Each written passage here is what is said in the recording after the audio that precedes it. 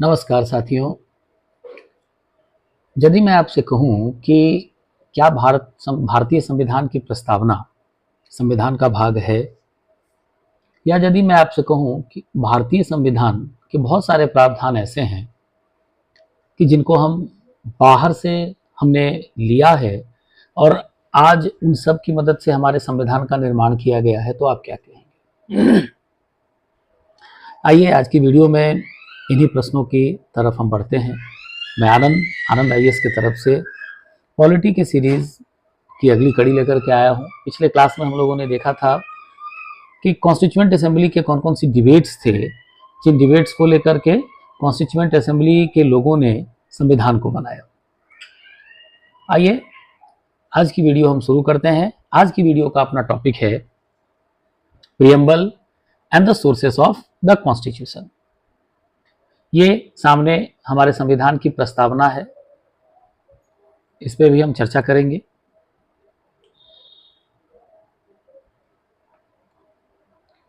सबसे पहले चीज जिसको हम देखते हैं कि संविधान के बनाने के दौरान संविधान निर्माण में किन किन स्रोतों को यूज किया गया, what are the major sources of the constitution. तो पहला उत्तर हमें मिलेगा government of India act 1935।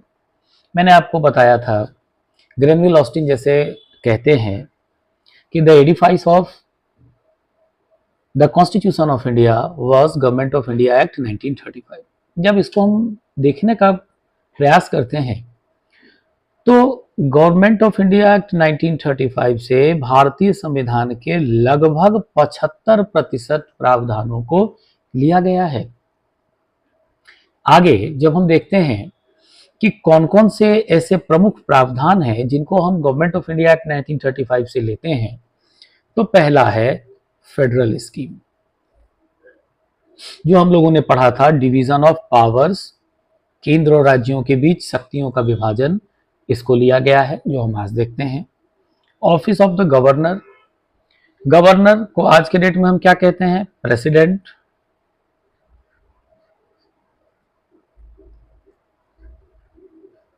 President से संबंधित जितने भी प्रावधान हैं सब गवर्नर के ही प्रावधान है पहले से। इसके बाद पब्लिक सर्विस कमीशन, जिसको हम यूपीएससी कहेंगे,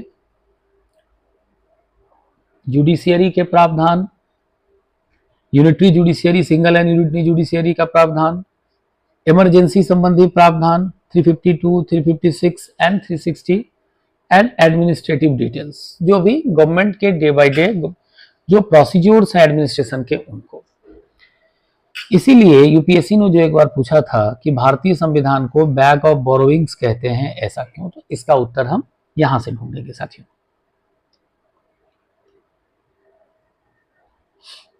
आगे बढ़ने के बाद हम देखते हैं कि इंग्लैंड से कौन कौन सा प्रावधान भारतीय संविधान का लिया गया है। पहला है पार्लियामेंट्री सिस्टम, जिस संसदात्मक शासन व्यवस्था से हम अपने देश को चलाते हैं, इसको हमने कहां से लिया है? इंग्लैंड से लिया है। दूसरा है रूल ऑफ लॉ, आर्टिकल 14 की जो बात है, equality among law and equal protection of laws, इसको हमने इंग्लैंड से लिया है। तीसरा है सिंगल सिटीजनशिप, इसके प्रावधान भी हमने इंग्लैंड से कॉपी किए हैं। कैबिनेट सिस्टम, ये जब भी पार्लियामेंट्री सिस्टम ऑफ गवर्नमेंट होगा तो कैबिनेट सिस्टम तो आएगा ही आएगा, इसको भी हमने इंग्लैंड से कॉपी किया है। देन है legislative procedure and the privilege, जो भी कानून बनाने की प्रक्रिया है और जो भी नेताओं और मंत्री के जो प्रिविलेजेस दिए गए हैं, इनके प्रावधानों को भी हमने इंग्लैंड से लिया है। इसके पश्चात जो दूसरा देश जिससे हमारा संविधान प्रभावित है वह है United States of America. America से हमने किन किन चीजों को लिया है? पहला है मौलिक अधिकार, फंडामेंटल राइट्स, ये यूएस बिल ऑफ राइट्स से प्रभावित है। दूसरा है जुडिशियल रिव्यू, न्यायिक पुनरावलोकन का सिद्धांत। तीसरा है इंडिपेंडेंस ऑफ जुडिशियरी, न्यायपालिका की स्वतंत्रता के प्रावधान। चौथा है impeachment and the removal of the जजेस, और पांचवा है वाइस प्रेसिडेंट, उपराष्ट्रपति का प्रावधान। ये सारे प्रावधान हमने अमेरिका के संविधान से कॉपी किए हैं। इसके पश्चात हम देखते हैं आयरलैंड के संविधान से, ये कई बार पूछा गया है साथियों कि directive principles of state policies की व्यवस्था हमने किस देश से ली है, तो आयरलैंड। काफी इंपॉर्टेंट है, याद रखिएगा। पार्ट 4 वेलफेयर स्टेट वाला। इसके बाद है प्रेसिडेंशियल इलेक्शंस, राष्ट्रपति के चुनाव में प्रयोग होने वाला जो इलेक्टोरल मेथड की व्यवस्था है, इसको भी हमने यहीं से लिया है। अगला है राज्यसभा के जो सदस्यों का नॉमिनेशन होता है, 12 लोगों को जो राज्यसभा में नॉमिनेशन दिया जाता है, इसकी व्यवस्था भी हम कहां से लेते हैं, आयरलैंड से लेते हैं। देन है कनाडा। कनाडा से कौन कौन पार्ट लिया गया है? पहला है फेडरल सिस्टम, इसमें कि फेडरेशन की चीजों के साथ स्ट्रॉन्ग सेंटर का प्रावधान, अधिक मजबूत केंद्र के साथ साथ राज्यों की व्यवस्था, इसको हम कनाडा से लाते हैं। रेसिड्यूअरी पावर्स, रेसिड्यूअरी पावर्स पहले हमने क्या देखा था कि गवर्नर जनरल में बेस्ड था, यहां से क्या कर दिया गया है, कनाडा से सेंटर को, केंद्र को ये शक्तियां दे दी गई हैं। आगे हम बात करेंगे, सेवा कर वगैरह के प्रावधान इससे बनते हैं। स्टेट गवर्नर्स के प्रावधान कि जो गवर्नर्स को अपॉइंट किया जाएगा, इसके प्रावधान है। Then advisory jurisdiction, supreme court का जो एडवाइजरी जुरिडिक्शन है आर्टिकल 143 के तहत कि प्रेसिडेंट को सुप्रीम कोर्ट राय देती है, इसकी व्यवस्था भी हम कनाडा से लाते हैं। अगली कंट्री है ऑस्ट्रेलिया। ऑस्ट्रेलिया से हमने कौन कौन सी चीजें बोरो की हैं? कॉन्करेंट लिस्ट का प्रावधान 7th शेड्यूल में, central list, state list and the concurrent list, जिसपे सेंट्रल और स्टेट दोनों कानून बनाते हैं। नेक्स्ट है freedom of trade and commerce की बात, इंटर स्टेट ट्रेड रूल्स की जो चीजें दी जाती हैं। तीसरा है joint sitting of the parliament, article 108 के तहत। ये सारे प्रावधान ऑस्ट्रेलिया से लिए गए हैं साथियों। देन है जर्मनी। जर्मन कॉन्स्टिट्यूशन को कहा क्या जाता है, वेमर्स कॉन्स्टिट्यूशन। यहां से हमने कौन कौन सी चीजें ली हैं, इमरजेंसी के पावर्स, कि इमरजेंसी के दौरान जो फंडामेंटल राइट्स के सस्पेंशन हो जाते हैं, ये चीजें हमने कहां से ली है, तो जर्मनी से लिया है। देन यूएसएसआर, यूएसएसआर से हमने क्या लिया है, फंडामेंटल ड्यूटीज के प्रावधान लिए हैं, जिसको 42nd constitutional amendment part 4A से एड ऑन किया गया था। और दूसरा है प्रियम्बल के जो आइडियाज हैं, social, economic and political justice के जो आइडियाज हैं, इसको हमने लिया है। अगला है साउथ अफ्रीका। साउथ अफ्रीका से कौन कौन सी चीजें ली है, कॉन्स्टिट्यूशनल अमेंडमेंट, संविधान संशोधन की तरीका जो आर्टिकल 368 में दिया गया है। और अगला है राज्यसभा के जो इलेक्शन और उसके जो प्रॉपर मैकेनिज्म है, इसको हमने साउथ अफ्रीका से लिया है। देन है जापान एंड फ्रांस। जापान से हमने क्या लिया है, procedure established by the law, article 21 का, कि संसद के द्वारा स्थापित प्रक्रिया, संसद यदि किसी कानून को बनाती है तो उसके दौरान किस तरीके से चीजें चलेंगी। और देन है फ्रांस। फ्रांस से हमने क्या लिया है, लिबर्टी, इक्वालिटी एंड फ्रेटर्निटी। इतनी सारी चीजों को साथियों हमने अन्य देशों से लिया है। अब सवाल उठता है कि क्या हमने अपना कुछ नहीं बनाया, तो नहीं, ऐसा नहीं है।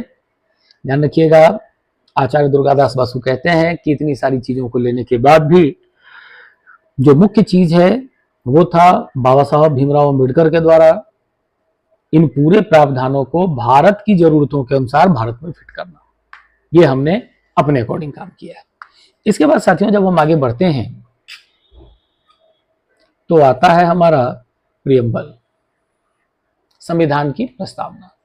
सबसे पहली बात कि व्हाट इज अ प्रियम्बल, तो यहाँ ध्यान रखिएगा कि जैसे किसी भी किताब के लिए उसका प्रियम्बल है जिसमें किताब की सभी चीजें लिखी गई होती हैं, same is the case with the Indian constitution, that all the major concepts and what should be done by the constitution that is written in the preamble. Preamble हमने शुरू में ही देखा है, we the people of India, सारी चीजें उसमें mention की हुई हैं। अब आते हैं कि इंडियन प्रियम्बल के बारे में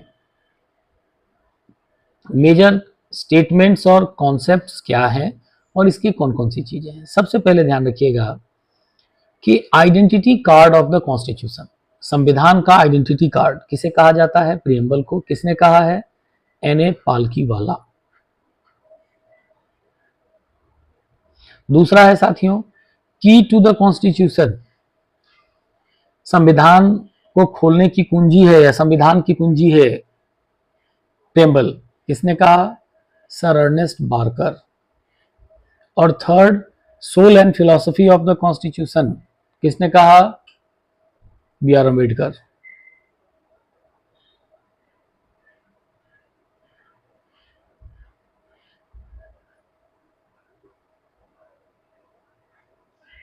ठीक है, इसके बाद साथियों कि जब हम प्रियम्बल के सोर्सेस एंड एवोल्यूशन की बारे की बात करेंगे तो यहां ध्यान रखिएगा कि ये बेस किस पे है, ऑब्जेक्टिव रेजोल्यूशन, जो हम लोगों ने पिछले क्लास में बात किया था कि जवाहरलाल नेहरू जो 13 दिसंबर 1946 को ऑब्जेक्टिव रेजोल्यूशन लेकर के आएंगे, संविधान की प्रस्तावना आज भी उसी ऑब्जेक्टिव रेजोल्यूशन पर आधारित है। माइलस्टोन क्या है, ऑब्जेक्टिव रेजोल्यूशन मूव किसके द्वारा किया गया था, नेहरू जी के द्वारा, कब, 13 दिसंबर 1946 को, और एडॉप्ट कब किया जाता है, 22 जनवरी 1947 को।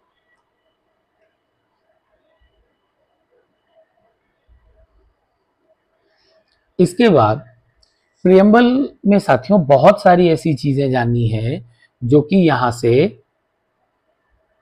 पूछा जाता है। जुडिशरी वगैरह के जो बच्चे तैयारी कर रहे हैं, यूपीएससी के जो बच्चे प्रिपरेशन कर रहे हैं, इनको इन वर्ड्स के एक्सप्लेनेशन जानना जरूरी है। पहला वर्ड है we the people of India.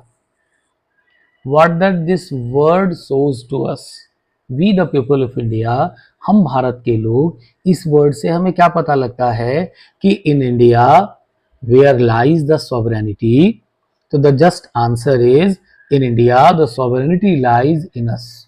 Bharat में सॉवरेन कौन है, भारत की जनता। हम इसको कॉपी कहां से करते हैं, अमेरिकन कॉन्स्टिट्यूशन के प्रीएम्बल से, we the people of United States of America.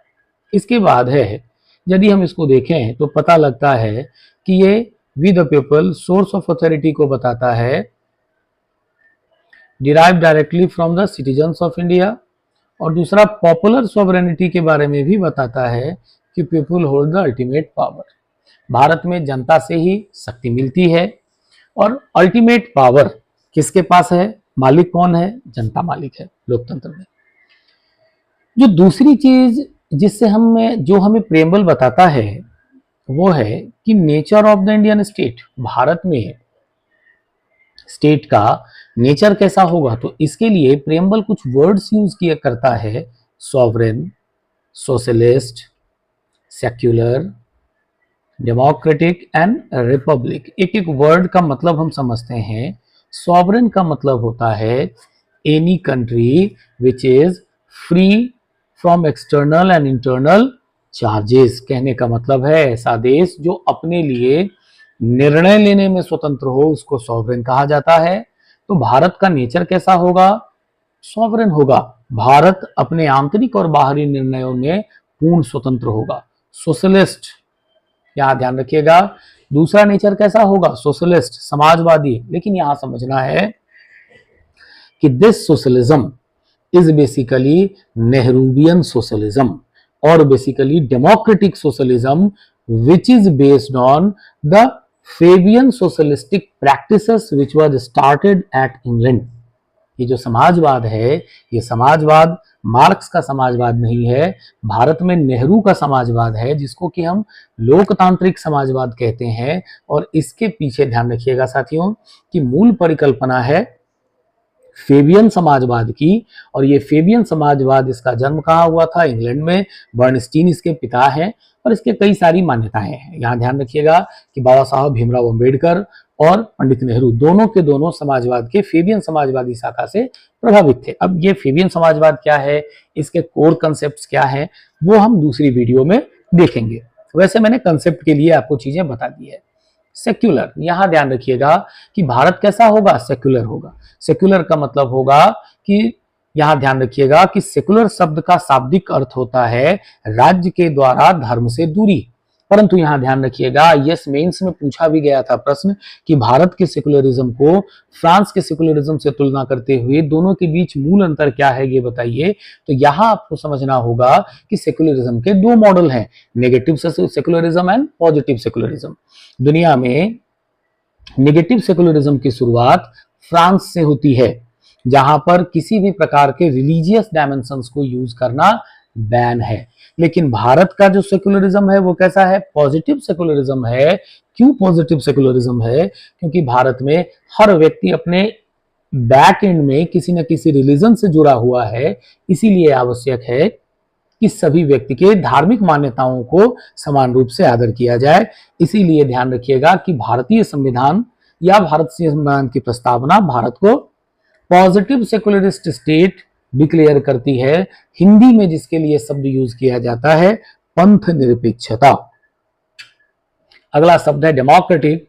Democratic का अर्थ होगा कि उस देश का जो हेड होगा उसको जनता स्वयं से इलेक्ट करेगी।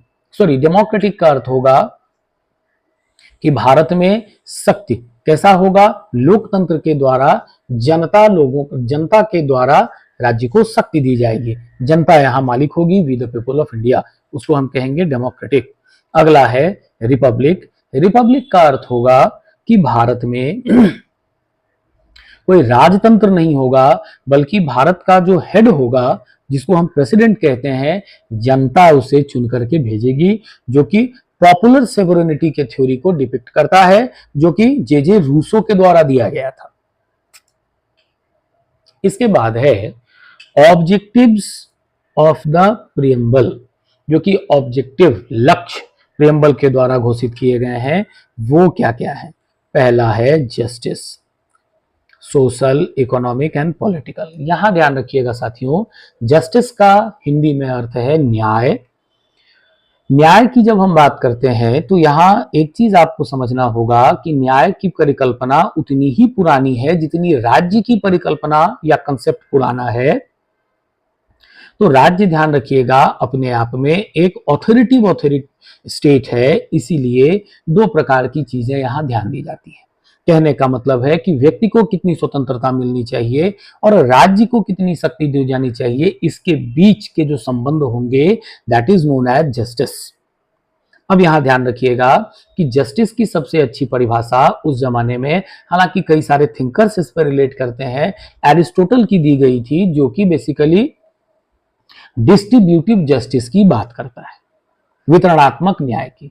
सामान्यतया हम लोग आज के डेट में जो कि पॉजिटिव स्टेट का कंसेप्ट है, उसमें जस्टिस के इसी कंसेप्ट को लेकर के आगे चलते हैं, दैट इज डिस्ट्रीब्यूटिव जस्टिस। और डिस्ट्रीब्यूटिव जस्टिस का मतलब है कि राज्य जिन चीजों का वितरण करेगा उसमें वह समानता के आधार को मानेगा। तो यहां ध्यान रखिएगा, ये पॉजिटिव जस्टिस का कंसेप्ट है। तो भारतीय संविधान भी भारत के सभी नागरिकों के बीच किस किस प्रकार के न्याय को स्थापित करेगा? सामाजिक न्याय, आर्थिक न्याय और राजनीतिक न्याय। सामाजिक न्याय, सोशल जस्टिस का मतलब होगा the weaker section of the society should be directly related with the main stream of the society. समाज के वंचित वर्गों को मुख्य धारा के विकास के साथ जोड़ने का काम किया जाएगा। इकोनॉमिकल जस्टिस का मतलब होगा कि आर्थिक रूप से असमानता को राज्य बढ़ावा नहीं देगा। इसके राज्य दो प्रकार की नीतियों को अपनाता है। जो धनी वर्ग के लोग हैं उनके ऊपर राज्य कर लगाता है, जो गरीब वर्ग के लोग हैं उनको राज्य सब्सिडी देता है। पॉलिटिकल जस्टिस का मतलब होगा कि भारत में रहने वाले दो व्यक्तियों के बीच किसी प्रकार से पद और प्रतिष्ठा को लेकर के कोई डिस्क्रिमिनेशन नहीं होगा। दूसरा है लिबर्टी। लिबर्टी, ध्यान रखिएगा कि साथियों, लिबर्टी के भी ये सब सारे के सारे 17th सेंचुरी के स्टेट के बाद की संकल्पनाएं हैं। जब मैं पॉलिटिकल साइंस ऑप्शनल के वीडियोस आपके लिए लेकर के आऊंगा उसमें ये सारी चीजें मैं डिटेल्ड में एक्सप्लेन करूंगा। यहां ये समझिएगा कि सोशल कॉन्ट्रैक्ट थ्योरी के उदय होने के बाद जो 17th सेंचुरी में जो लिबरल स्टेट बना, उसकी शुरुआती मांग थी लिबर्टी। लिबर्टी दो प्रकार का होगा, नकारात्मक और सकारात्मक। निगेटिव लिबर्टी का मतलब है कि व्यक्ति के कार्यों के ऊपर राज्य किसी प्रकार के प्रतिबंध नहीं लगाएगा। लेकिन यहां ध्यान रखिएगा कि 1850-60 के आसपास इंग्लैंड में एक महान राजनीतिक विश्लेषक पैदा होते हैं, जॉन स्टुअर्ट मिल। मिल ने कहा था कि राज्य को यह चाहिए होगा कि समाज की रक्षा के लिए या सभी व्यक्तियों के भलाई के लिए एक व्यक्ति या कुछ व्यक्तियों की स्वतंत्रता के ऊपर प्रतिबंध लगा सकता है। वहां से ध्यान रखिएगा साथियों, लिबर्टी का, सकारात्मक लिबर्टी का कंसेप्ट निकल करके आता है, जिसका अर्थ होगा कि state will put reasonable restrictions on the liberty of any person, freedom और लिबर्टी ऑफ एनी पर्सन। यहीं से राज्य की युक्त निर्बंधन के सिद्धांत का की शुरुआत होती है। तो यहां ध्यान रखिएगा, भारतीय संविधान भी लिबर्टी देता है थॉट की, एक्सप्रेशन की, बिलीफ की, फेथ की और वर्शिप की, लेकिन सभी के ऊपर साथियों युक्त निर्बंधन का सिद्धांत आरोपित है। थॉट मतलब आप किसी प्रकार के विचार और अभिव्यक्ति को कर सकते हैं, लेकिन इसका अर्थ ये नहीं होगा 19(1) आर्टिकल 19 सीधा 1B and 19(1)A and 19(1)B। 19(1)A में कौन कौन सी चीजें हैं, बी में जो उस पर रीजनेबल रिस्ट्रिक्शंस हैं वो बताए गए हैं। एक्सप्रेशन, आप अपनी भाषा विचार को अभिव्यक्त कर सकते हैं, इसका अर्थ नहीं होगा कि किसी को गाली पढ़ा जा सकता है, उस पर भी रीजनेबल रिस्ट्रिक्शंस हैं। बिलीफ, किसी भी ईश्वर, किसी भी बिलीफ को मान सकते हैं, कहीं फेथ रख सकते हैं, किसी प्रकार से कोई चीज की वर्शिप कर सकते हैं। इसके बाद है इक्वालिटी। इक्वालिटी का भी साथियों यहां अर्थ होगा पॉजिटिव इक्वालिटी। पॉजिटिव और नेगेटिव इक्वालिटी ध्यान रखिएगा, ये भी 18th सेंचुरी के कंसेप्ट हैं, लिबरल स्टेट के कंसेप्ट हैं। नेगेटिव इक्वालिटी का अर्थ होगा कि सभी को एक समान ट्रीट करना। आप खुद समझ सकते हैं कि यदि सभी को एक समान ट्रीट किया जाएगा तो राज्य के जो आदर्श हैं वही समाप्त हो जाएगा, राज्य के जो उद्देश्य हैं वो समाप्त हो जाता है। इसीलिए साथियों 18वीं शताब्दी से इक्वालिटी के पॉजिटिव एस्पेक्ट को लिया जाता है, जिसका अर्थ है स्टेटस एंड अपॉर्चुनिटी को लेकर के यदि स्टेट्स को कभी जरूरत पड़े स्टेट को, तो स्टेट कुछ खास लोगों को लेकर के अलग कानून या अलग प्रावधान कर सकता है। फ्रैटर्निटी, स्टेट क्या करेगा, इंडिविजुअल्स के डिग्निटी को सुरक्षित करेगा और साथ ही साथ नेशनल यूनिटी और इंटीग्रिटी को प्रमोट करेगा। आगे साथियों जब हम देखते हैं कि प्रियम्बल को जब हम इसकी टर्मिनोलॉजी को ब्रेक करते हैं, तोड़ते हैं, तो कुछ शब्द हमें मिलेगा। पहला है सॉवरेन, जिसका अर्थ होगा कंप्लीटली इंडिपेंडेंट, अभी हम लोगों ने बात किया है, internally and externally. And India is free to acquire foreign territory to cede a part of its territory. दूसरा है सोशलिस्ट, ये देखिए 42वां संविधान संशोधन से ऐड किया गया है इसको। ये डेमोक्रेटिक सोशलिज्म जो अभी हम लोगों ने बात किया है इसको फॉलो करता है। तीसरा है सेक्युलर, इसको भी 42वां संविधान संशोधन से ऐड किया गया है। ये भी क्या है, पॉजिटिव कंसेप्ट ऑफ सेक्युलरिज्म जो भी हम लोगों ने बात किया है। डेमोक्रेटिक की power with in the people, and जनता इसको कैसे एक्सरसाइज करती है, थ्रू वोट और इनडायरेक्ट रिप्रेजेंटेटिव डेमोक्रेसी की बात है। और इसके लिए साथियों किसको अपनाया गया है, विपन कौन सा है, यूनिवर्सल एडल्ट फ्रेंचाइज। इसका अर्थ है कि यहां ध्यान रखिएगा कि 21 वर्ष यहां शुरू में था, संविधान जब बना था कि 21 वर्ष से अधिक के लोगों को वोट दिया जाए, वोट देने का अधिकार दिया जाएगा। लेकिन 61st कॉन्स्टिट्यूशनल अमेंडमेंट एक्ट 1988 से इसको 18 ईयर्स कर दिया गया। रिपब्लिक का अर्थ होगा साथियों, head of the state is elected for a fixed tenure, और किसी हेरिडिटरी मोनार्की और प्रिविलेज्ड कास्ट की भारत में मौजूदगी नहीं होगी। फ्रैटर्निटी, ब्रदरहुड को प्रमोट करेगा, किससे, सिंगल सिटीजनशिप से, यहाँ कोई हिंदू मुसलमान ऊंच नीच नहीं होगा, सभी बराबर होंगे। साथ ही साथ डिग्निटी ऑफ द इंडिविजुअल और यूनिटी और इंटीग्रिटी ऑफ द नेशन को प्रमोट किया जाएगा। इसके बाद साथियों हम देखते हैं कि भारतीय संविधान की प्रस्तावना के अमेंडमेंट्स। तो यहां ध्यान रखिएगा कि इंडियन कॉन्स्टिट्यूशन की जो प्रेम्बल है इसको केवल अभी तक एक बार अमेंड किया गया है साथियों, 42वां कॉन्स्टिट्यूशनल अमेंडमेंट से 1976 से।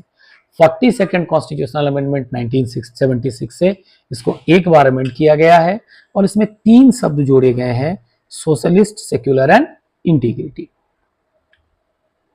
अब आज की वीडियो की शुरुआत साथियों हमने जिससे किया था, जिस प्रश्न से कि क्या प्रियम्बल संविधान का प्रस्तावना है, तो यहां ध्यान रखिएगा साथियों, इस प्रश्न की जब भी हम बात करेंगे तो इसका जवाब कौन देगा, माननीय सर्वोच्च न्यायालय। क्यों, क्योंकि आपको पता होगा साथियों कि कस्टोडियन ऑफ द कॉन्स्टिट्यूशन, संविधान का रक्षाकर्ता कौन है, सर्वोच्च न्यायालय है। और सर्वोच्च न्यायालय को यह शक्ति है कि वो अपने द्वारा दिए गए निर्णयों की जांच भी कर सकता है। अब जब हम ये देखते हैं कि क्या प्रस्तावना संविधान का भाग है या नहीं है, तो इस पर कुछ वाद आए हुए हैं, मतलब केसेस आए हैं, जिसमें पहला केस है बेरूबाड़ी यूनियन का। ये बेरूबाड़ी यूनियन का केस क्या है साथियों? बेरूबाड़ी कूच बिहार का एक क्षेत्र है जिसको पाकिस्तान को डिलीवर किया जाना था। तो अब यहाँ पे सवाल उठा कि क्या भारत अपना किसी क्षेत्र को किसी दूसरे देश को दे सकता है, उसी से रिलेटेड केस है। तो यहां ध्यान रखिएगा कि सर्वोच्च न्यायालय ने बेरूबाड़ी के केस में कहा कि preamble is not a part of the constitution. प्रस्तावना संविधान का भाग नहीं है, इसमें केवल और केवल संविधान के आदर्श और उद्देश्य को बताए गए हैं। इसीलिए उसने बेरूबाड़ी के केस में क्लियर कह दिया कि संविधान का प्रस्तावना संविधान का भाग नहीं है। दूसरा और सबसे महत्वपूर्ण केस जो बना वो था केशवानंद भारती जी का। ये केरला के एक मठ के संत थे और जब इनकी जमीन केरला लैंड एक्विजिशन एक्ट के द्वारा अधिग्रहित कर ली जाती है तो फिर ये न्यायालय जाते हैं। न्यायालय में आने के बाद इनके केस को सर्वोच्च न्यायालय हैंडल करेगा, संवैधानिक पीठ का गठन करेगा और 1973 में ये इस पे निर्णय, इस 1973 का ये मामला है, ये काफी महत्वपूर्ण मामला है साथियों। इसमें ध्यान रखिएगा न्यायपालिका के द्वारा बहुत सारे प्रावधानों को बदल दिया जाता है या बहुत सारी मान्यताओं को बदल दिया जाता है यूं कहें। और यहीं पे न्यायपालिका ने जस्टिस सीकरी, इस समय चीफ जस्टिस ऑफ इंडिया थे, स्पष्ट तौर से कहा कि preamble is an integral part of Indian constitution and can be amended under article 368 without altering the basic structure. कि संविधान का भाग है, अभिन्न भाग है भारतीय संविधान की प्रस्तावना, इसमें संशोधन किए जा सकते हैं, परंतु संशोधन कैसा होगा कि संविधान के मूल ढांचे को उससे कोई क्षति नहीं पहुंचेगी।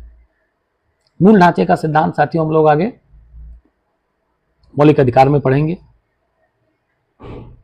इसके बाद कुछ जब हम तथ्यों को देखते हैं तो इसमें दो तीन चीजें हैं कि भारतीय संविधान कैसा है। वर्ल्ड्स लेंथीएस्ट रिटन कॉन्स्टिट्यूशन, दुनिया का सबसे बड़ा संविधान भारत का संविधान है।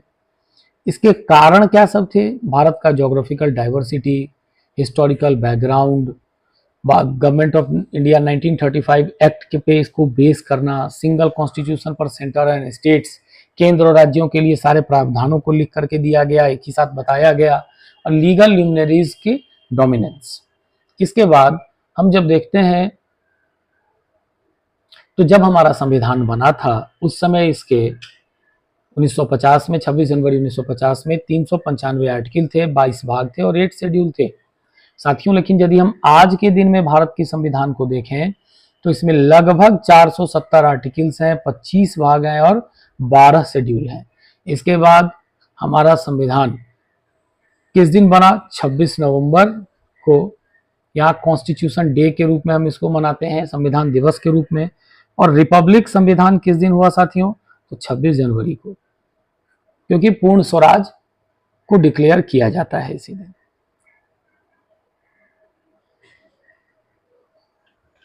कुछ और महत्वपूर्ण तथ्य हैं साथियों कि संविधान जो मूल रूप से लिखी गई थी वो इंग्लिश में लिखी गई थी और इसको हैंड क्राफ्ट किया गया था विदाउट प्रिंटिंग और टाइपिंग, बिना न तो इसको प्रिंट किया गया न तो टाइप किया गया।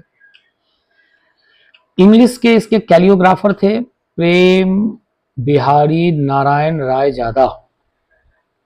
इन्होंने इटैलिक स्टाइल में संविधान को लिखा था। और हिंदी में इसको किसने बनाया? हिंदी के कैलीग्राफर कौन है?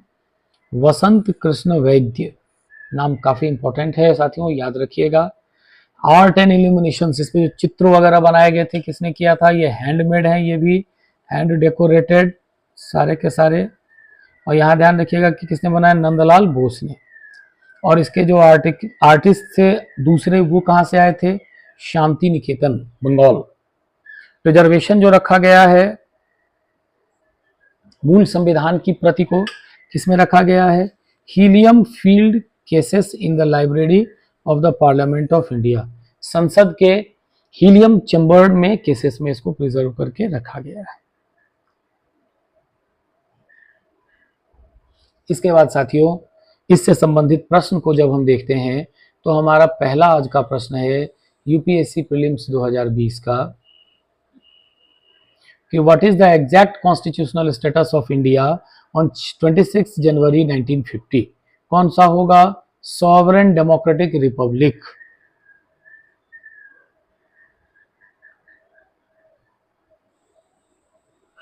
दूसरा प्रश्न है साथियों यूपीएससी प्रीलिम्स 2017 का, which of the following objectives is not embodied in the preamble of the constitution of India. संविधान की प्रस्तावना में कौन सी चीजें नहीं दी गई हैं? लिबर्टी ऑफ थॉट है, लिबर्टी ऑफ एक्सप्रेशन है, लिबर्टी ऑफ बिलीफ है, लेकिन इकोनॉमिक लिबर्टी नहीं है। Then this is the correct answer.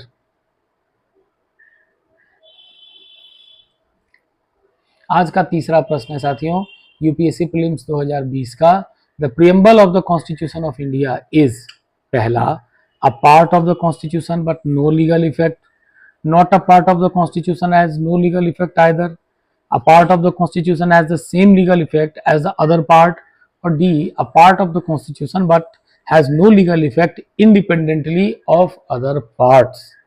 तो आंसर होगा आपका डी। क्यों? कि कोई लीगल इफेक्ट तो नहीं ही है संविधान का इसका, इसके भाग का या प्रस्तावना का, साथ ही साथ ये भाग अन्यों से अलग है।